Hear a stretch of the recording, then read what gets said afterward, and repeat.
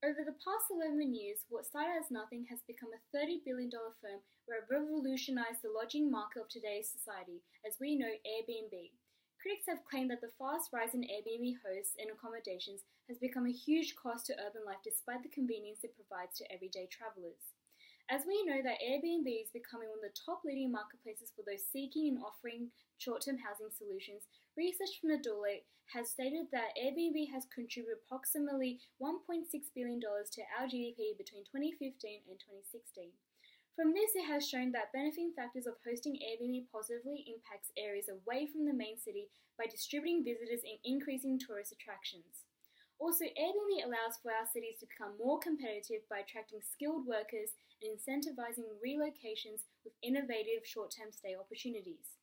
Despite the increasing numbers encouraging competition, this can only be seen as an advantage for the short term, since there is a certain point where it is no longer beneficial to our local business or even our local community.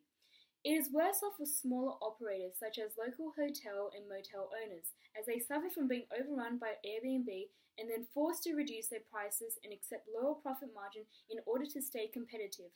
Otherwise, they risk losing their business and it is unsustainable to compete. Local businesses in our economy are not set up to handle the extra workload incurred by the dramatic increase in tourists. This therefore pushes public transport, restaurant, and local amenities to exhaust themselves and beyond their capacity as well as their resources, which is unfavorable to our economic welfare in the long term. There are several approaches to regulate this increase in Airbnbs that can be also potentially reducing the negative effects in our city. I believe that existing regulations we have now has missed the ability to mitigate negative externalities, so I suggest that we put a limitation on Airbnb hosts. Quantitative restrictions can be implemented, such as limiting the amount of STR accommodations, amount of visitors or days rented, and the amount of times an Airbnb is allowed to be rented out annually. Overall, the rise in Airbnb hosting has raised questions about the preferential treatment afforded to this rental company specifically.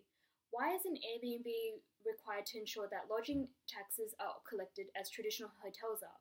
And why are Airbnbs allowed to offer short-term rentals in residential neighborhoods that are not zoned for these uses, while instead traditional hotels are not allowed to do these in the same neighborhoods? Hence, this is why we need to question this rise in Airbnb hosting, and we need to take action to reduce any further negative impacts on our society and economy.